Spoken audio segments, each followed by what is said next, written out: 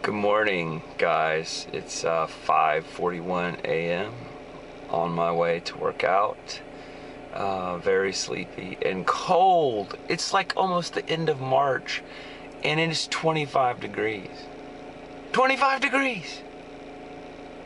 I mean, this is like, it's just going on and on and on and on and on. It's time for the seasons to change.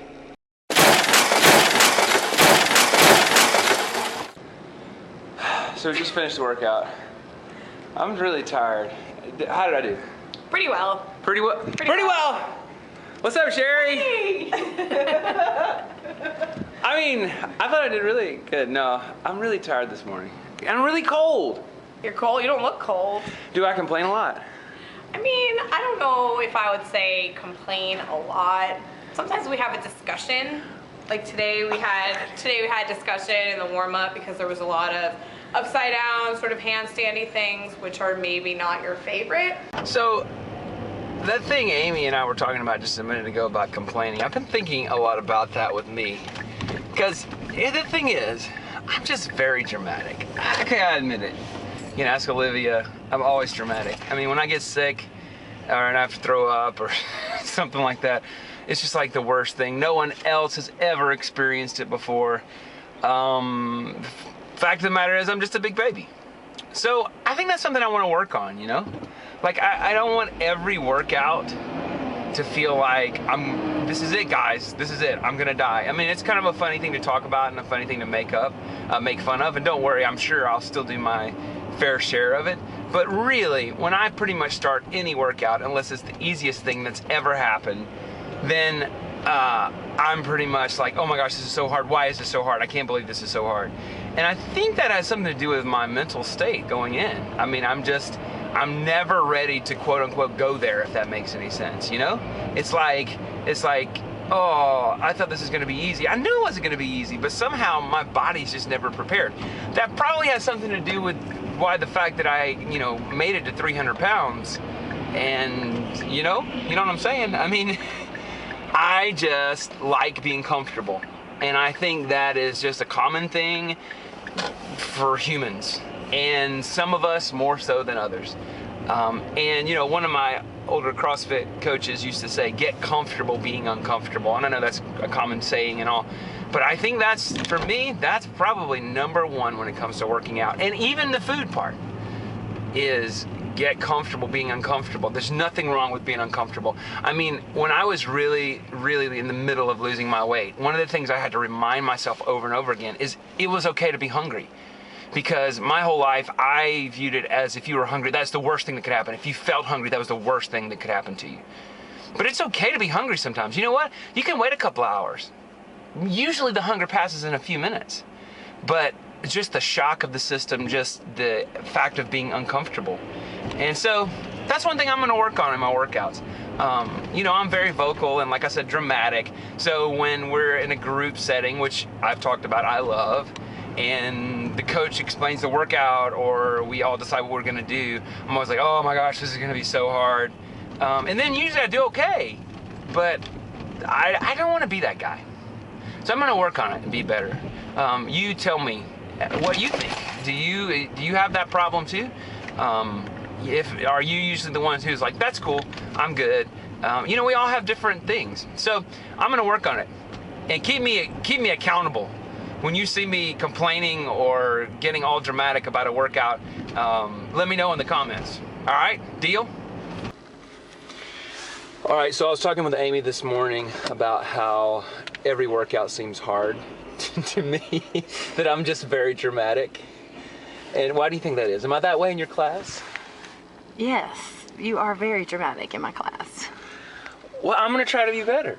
I think every workout's hard, and that's not necessarily. Well, every workout should be hard, but you always get mad when it's hard. You're like, oh, that was so hard. And I'm like, well, yeah, that's the point. It's supposed to be hard. Exactly. Well, we're gonna do better. I'm gonna let Olivia make the workout hard, I love it. I love it when it's hard. Every time I come in and it's hard, I'm gonna be like, yes, it's hard. I mean, it always sucks when it's hard. It sucks. You're always just like, oh, this is so hard. But when you leave, you're never like, oh, that was hard and that was a waste of my time. You're like, yes, that was hard and I killed it. Right? Exactly. Be dramatic in that way. All right. This is my new thing. You guys hold me accountable, okay? So Ben and I were just having this conversation, and I literally, in the middle, like mid-conversation, I said, oh my gosh, we should totally be filming this conversation. This conversation is great. I grew up it was bad to be hungry, or if I was getting a workout, then my heart rate goes really up high, it's really uncomfortable, then I don't want to do it. That is pretty much, in a nutshell, the reason I got so fat. Is because I like to be comfortable. So the more you eat, the less you work out, the fatter you get if you have a certain set of genes. And Olivia is different than that. That is not the reason. She grew up being preached to that it was okay to be uncomfortable. Just get over it. Just to kind of go in depth a little bit more. So my grandfather, who is amazing, my dad's dad, my papa, he was orphaned by 6 years old. His mother and father were had both passed away. He was raised by his 6 older brothers, and he, was living on his own, supporting himself by the time he was 13. So he was an orphan, and there were many times where he didn't have food and all that kind of stuff. And so for him, once he got older and had children, and he always had to have things like a certain way, and you never threw any food. To this day, I mean, you never throw food away around him. And so my dad in turn had this complete reaction to that, because he, because of the fact that he spent so much of his early childhood being really uncomfortable and being, in situations where he didn't have any food, my grandfather, doesn't like to be hungry or uncomfortable, or not that anybody does, but it's a part of who he is as a person, which is different than most people. So as kind of a reaction that my dad always, if we were hungry growing up as kids, kids will be like, I'm hungry, and they're really not hungry. Or if it's not dinner time or something, my dad and my mom would just be like, well, it's not time to eat, so you just gotta wait, you have to be patient. And that was such a big thing. If we were uncomfortable in situations where, it's just kind of part of life, well, then my parents really taught us that sometimes in life you have to be uncomfortable, and that's just a part of life, and it's a part of growing up and all of that jazz. So I know I've just kind of dragged this out way too long. No, that's good. That's the opposite of the way I grew up. Right. I mean, if we were ever hungry out of a good place, my parents would be like, oh, let's get you some food. And so now to this day, if you're around my sister and I, and we're hungry and we're out, say we're visiting a place. Let me just, I'm sorry. Let me just, wait, excuse me. I'm not talking about just I'm hungry, I need a snack. It's literally oh my gosh. Oh my gosh. You don't understand. Wait, stop. Olivia, you don't understand, I'm gonna die. Or he pouts. He's just let's just do this. I mean, I'm really hungry. He gets exactly. So mad. So our point in those two things was that that's the reason I got so fat. And that's the reason I struggle with weight. I believe. Now, we also give a caveat in the sense that people are way more complex than that.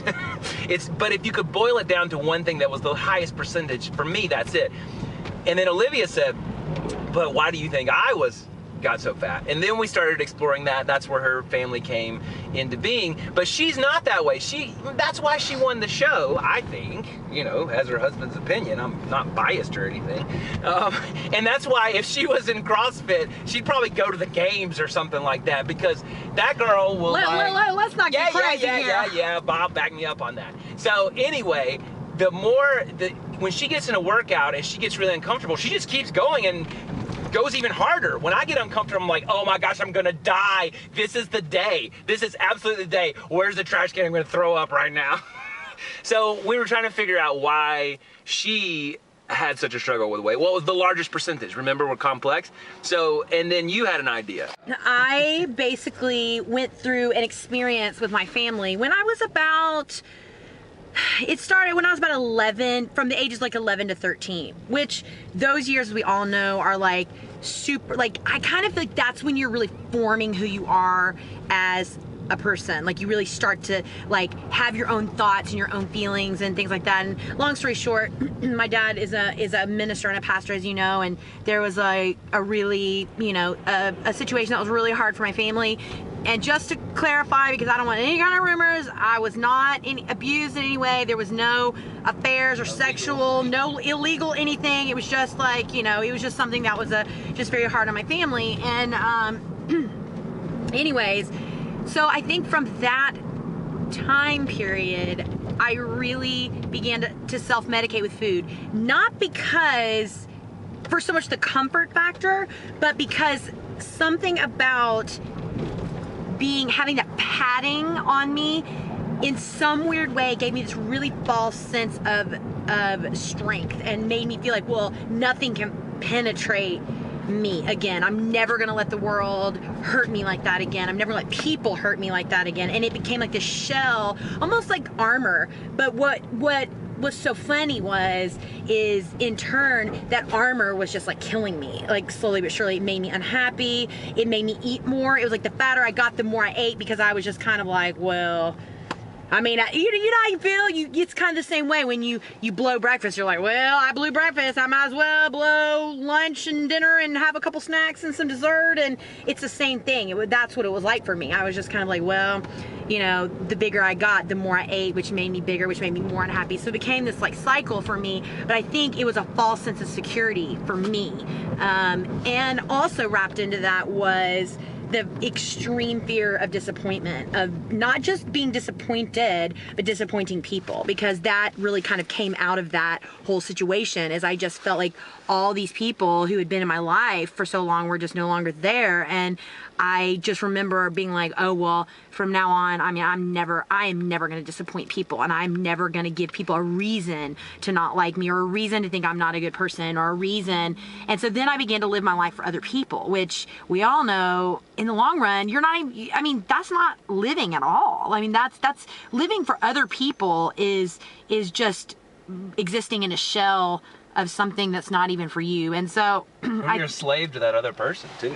I mean, you know, however they feel about you is how you're going to feel about yourself. Exactly. I mean, and you can't live like that. You're a slave. You're a total slave. You can't choose how you're going to feel today. You know, we always say that, oh, you know, make a choice today. You can't when you're living for someone. Yeah, and I'll never forget, like, one of the times when I was at the ranch, Bob came up to me, and we were all kind of, I think me and Hannah were talking to him, and it was right during a workout. We were having kind of a moment, and I mean, he was talking to Hannah, and mid-sentence, he just looked at me in the only way that Bob Harper can. He just like turned around and looked at me and said, I am exhausted just sitting here with you. I'm watching you listen to this conversation and process everything. And he was like, and he's like, aren't you just exhausted living like this? He was like, I don't even know how you are even running anymore. He said, because I'm just exhausted watching you exist. And I just remember being like, what? You know, I mean, but at the same time, it was like the first time in my life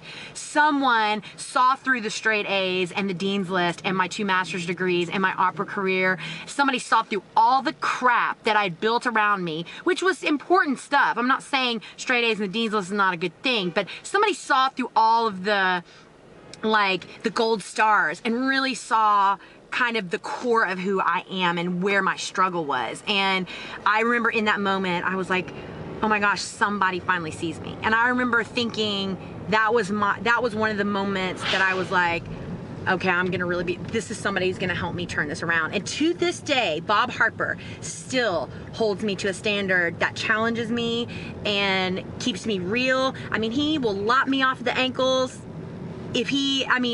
anytime I step out of line, and I love that about him. I don't know. That's good. So I think it's important, you know, and this is not just a one conversation thing, to figure out why you struggle with something, no matter what it is, whether it be weight or something else, right? Yeah. But it is important to think about that, because otherwise you're just treating the symptom. Yeah, You can go on a yeah. diet. People always ask me, what's different about this time? Because a couple other times I had lost like 80 pounds one time, and then I gained that back and then some, and you know, all these kinds of things. What's different about this time? Oh, I've lost 60 pounds and gained it back at least 10 times. I've lost at least 600 pounds in my life, at least. But yeah, I agree. Like what was different this time is I was sick of dealing. The symptoms were overwhelming to me. The weight was overwhelming. Dealing with why I felt the way I felt, that was refreshing to me because I'd never done that before. Like I'd never approached weight loss that way before. So for me, I was not scared of that part. And I was willing to go there on national TV in front of everybody and just air my laundry because to me, I was like, oh my God, finally somebody is talking to me about these things that I have just held on to.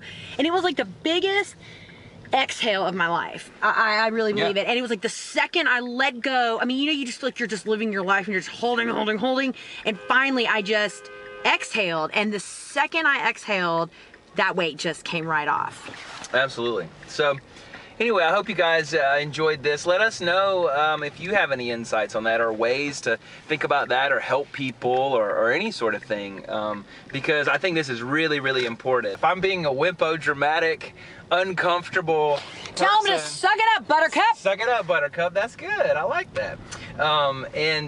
So yeah, hope you enjoyed it. Thanks, guys. Bye. I'm here today with my 299th and 300th subscriber. Mike, 299. He's 299. I'm 300. I don't think that's the way it went down. Terry, you are the 300 subscriber! Yeah, baby! Where's the confetti? Seriously, where's the confetti? Come on, guys. Let's do it. Are you going to be 301? Are you going to be 302? Don't be the fat husband. YouTube.com/don't be the fat husband. Let's do it, people.